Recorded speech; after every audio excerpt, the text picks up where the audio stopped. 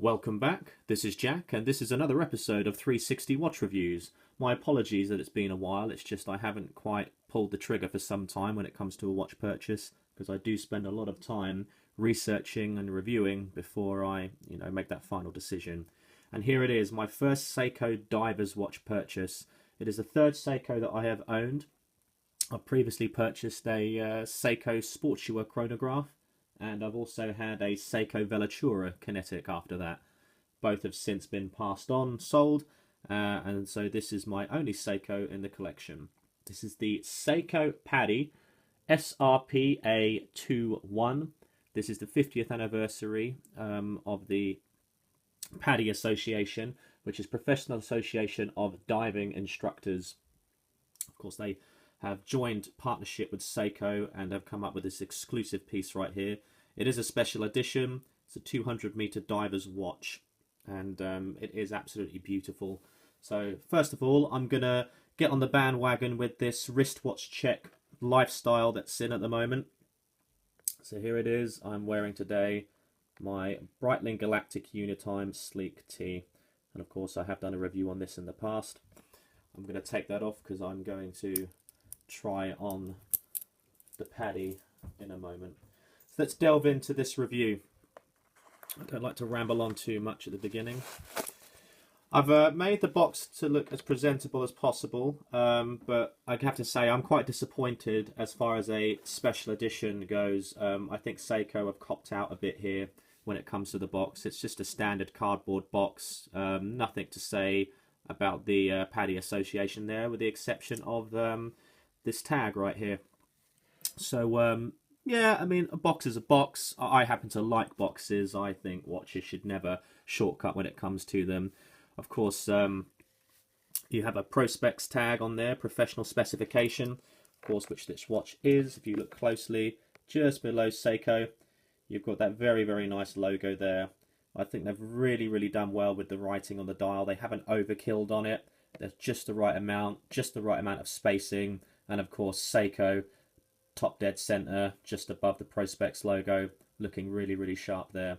Very, very nice. It's not a raised logo. Would have loved it to have been a raised logo. There's a gripe already, but by no means the end of the world. This is a striking piece. I'm sorry I can't give you the full benefit of the sunburst blue dial, but let me tell you now, it's one of the nicest blues I've ever seen. Even nicer than one of my previous Omega Seamaster Planet Oceans. I had the Good Planet, which is about as blue as they come, and I was in love with that blue. I actually like this better, and it's nowhere near the price tag. So yeah, it's got a lovely day-date complication. My first. I've never had that on a watch, and I'm really pleased with it. It's not covered by a Cyclops either, which is great because I hate them. They have put one on their limited edition Seiko Zimby, and although I quite like that, I don't like it anywhere near as much as I do this, because I did have a look at both. The price tag didn't put me off that much. Yes, it's inflated because they're very hard to get hold of now, but I still prefer the PADI Special Edition. I just, for me, there's no comparison in terms of look. It's the better watch, color coordination, everything. The shape of these is absolutely beautiful, very retro. They are dubbed the Turtle, Seiko Turtle, and as you can see, the reason for this is because of that shape, the shell, the armor that is a turtle's back. Its protection in the deep dark waters is reflected in that of this very robust Seiko here. So when I think turtle, I think armor, I think protection, and this is a watch that with a 200-meter diving radius is gonna stand the test of time, for your everyday beater, if you will. I hate to refer to watches like this as beaters, although people do. Yes, there is that element to it, but do you know what, I wanted to rotate this with my G-Shock Riseman at work. I'm gonna have to have a little think on it because I don't want it to get too bashed. I'm gonna wear it, but at work it's going to be a little bit harder not to knock it as much, whereas I'd like to wear this, all day, every day on my days off. So I'm going to have a think on that and I'll get back to you. The bezel is not as sharp or refined as, say, that of a Seamaster bezel. on an Amiga. And you know, my Tudor Black Bay, in my opinion, is the best bezel click that I've had on a watch. It's a 60 click bezel as opposed to this, which is probably in excess of 120. Yeah, the sound, the feel, it just isn't quite there with a luxury timepiece. But hey, this is not a luxury timepiece. You know, this is not a grand Seiko. You know, this is somewhere in their intermediate range, I would imagine. But yeah, that's not a problem. It's the use of the bezel is still there if you are going to dive with it. 98% of us are not. That's not why we buy these, but it is nice to know that we have that feature should we need to, because it's unidirectional. It does not go both ways, although it does have a little bit of play there, you know, if you try to push it back a little. But that's fine. I mean, the colour is great. You've got this nice contrast here, the dark blue with the sunburst blue on the dial. It's lovely. You've got this nice splash of red here. And if you look at the inner ring, the chapter ring as it's known as in the dial, you've got also that splash of red with the 5-minute markers on there. So again, just the balance of colour has been so well thought out here. You've also got the red surround of the minute hand here with that beautiful arrow at the end. I love arrowheads on a watch. It's another reason why I like the Planet Ocean so much. And then that is contrasted with the hour hand there, with that sort of it's not quite an arrow, is it? It's just it looks like a syringe on the end there. So yeah, it's quite hefty in terms of the thickness. You know, not going to slide underneath the cuff as much, but I wouldn't want to be wearing this with a suit. I wouldn't say never, but there are better watches for wearing with a suit. You know, this is an everyday sort of casual piece that you could almost wear to any occasion, really. But if you're going to go really formal, I'd say give it a miss with a suit, because I said you've got that heft there. Look at the curvature of the case here. I mean, it is just... I'm going to quickly slip this on the wrist just so you can see why that is such a good feature of this watch. So the fact that the case curves like it does, when I tilt my wrist, of course this doesn't fit me right now, but when I tilt my wrist, it's just going to mold with the shape that you're turning into, and it's just great. Kind of, you can see it more there. Really nice feature. You've got a safety catch deployment clasp, although I wouldn't really rely on it too much as a safety catch, simply because it's so easy to flick up. I'm not actually that unimpressed when it comes to the bracelet. There's been a lot of negativity about the bracelet this comes with. I don't think it deserves that much. Of course, it does have split pins. I don't like split pins. Of course, that is what all watches used to have back in the day. We prefer screws these days, a much better sign of quality. But hey, again, I'm probably going to put this on my Tudor Black Bay's NATO strap, black one. I never use it because I love the bracelet on my Tudor so much, so it will not go to waste, because I think it would look fantastic on the Seiko PADI. You have got a diver extension underneath. I'm not going to play around with that too much, but essentially it's here. You flick that piece there and out it comes. Oh, sod it, I'll just show you it. It can be a little tricky to start with. There we go. See, I've just released it, and of course that flicks over, and there you have the diver extension. Quite nice. As I said, they didn't have to put that on here, but Seiko very generously engineered that in, and then you just flick that latch over there, and as you can see, I just pop it back. Nice and easy. This is the biggest gripe with the bracelet, this really thin, almost tinny sort of clasp right here. These I have seen bend on previous Seikos that have used the same or similar clasp, and yeah, they can just snap very easily. The metal's extremely thin there. These are stamped. Yeah, again, if you're going to get rough and in the wild with this kind of thing, I'd stick it on something else like a NATO, where you're much safer wearing it if you're going to be doing things a little bit more heavy-handedly. That is the major weak point of this bracelet. Other than that, it's pretty good. You know, you've got a combination of brushed and polished sides. I really don't think it's that bad. But the main attraction, of course, is this piece right here.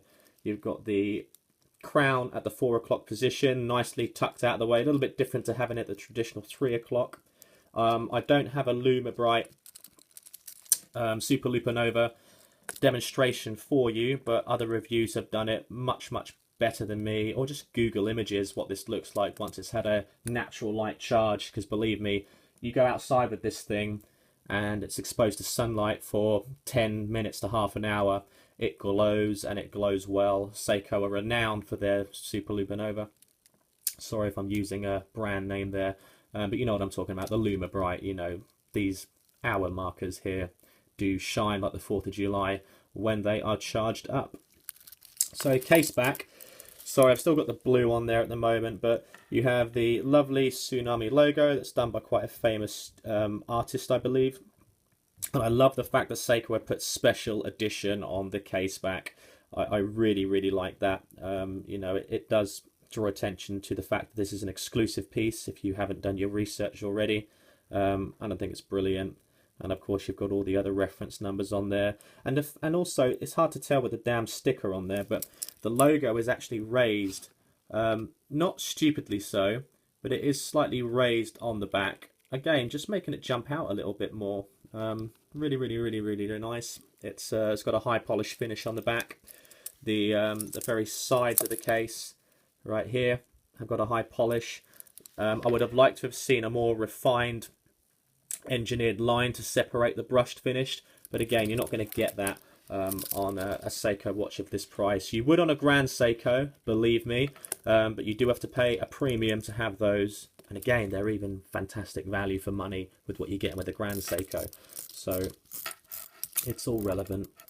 The movement inside this, I will put that, I've let slip my mind the exact reference for the movement. It is an in-house Japanese movement, made entirely in Japan. I'll put the actual name of it in the description of this video, but it's a good movement. It's 41-hour power reserve. Again, a teeny gripe from me, I think watches in this day and age shouldn't be anything less than 60 hours. Most watches are sticking in a 70-hour power reserve with their in-house movements. My Breitling Galactic Unitime has a 70-hour power reserve, and a lot of other watches are following suit, including Grand Seiko's range. I think, come on guys, it's, you know, we're talking 2016 here. 41-hour power reserves are in the past, really. But if you're going to wear it often, it's not a big deal. You know, this is windable. You can hack the seconds. It's there's lots of ways of powering this back up should it stop. So not the end of the world by any means. I just like a higher power reserve. So I'll shut up about that now. The crystal is Hardlex. This is Seiko's own type of mineral glass. It's extremely difficult to shatter. It is not up there with sapphire crystal in terms of durability. It will scratch. But I would say that it would stand up a damn good sight in terms of the robustness of the glass. Dare I say it's probably going to... yeah, I don't want to tell lies here, but I imagine that if you did a test with sapphire crystal and Hardlex in terms of trying to shatter it, Hardlex would very much hold its own. You'd really have to bash this to shatter the glass. So Hardlex is a good plus there. I would have preferred sapphire crystal, if I'm being honest, but hey, it's another good thing about Seiko's heritage. You've got that extra innovation in there, that, you know, they've used their own mineral glass, and this is a good thing. This is a good thing. I'm not criticizing it, but you've also, again, a little negative that's been drawn to in terms of other reviews I've seen, having this extra loom on the counterweight of the seconds hand, and then, oh, it should be over here because what purpose does it serve? It does serve a purpose. It lets you know that the watch is still running underwater when you get to a certain depth that light does not travel to. The fact that you can see that moving around in there is going to draw your attention to the fact that the watch is still going and that you can time your oxygen correctly. Again, let me just draw your attention to the fact that you are not really going to dive with this. Come on, how many of us actually do professional diving? It looks nice where it is. Let's not complain about why it's been put there. It does serve a purpose. I think I've pretty much covered everything I've gone well over of what I usually do on videos. I've gone up to nearly 15 minutes worth on this, so I apologise. I think that's far too long for a review. I hope you've enjoyed it. If I've missed anything, I will put it in the description. there you have it. The Seiko PADI Prospex Diver 200 meters professional diving instrument, the Pepsi version, if you will. Thank you very much. I hope you've enjoyed this video, and subscribe to me if you want to see more of these, and I will do my best. Thank you.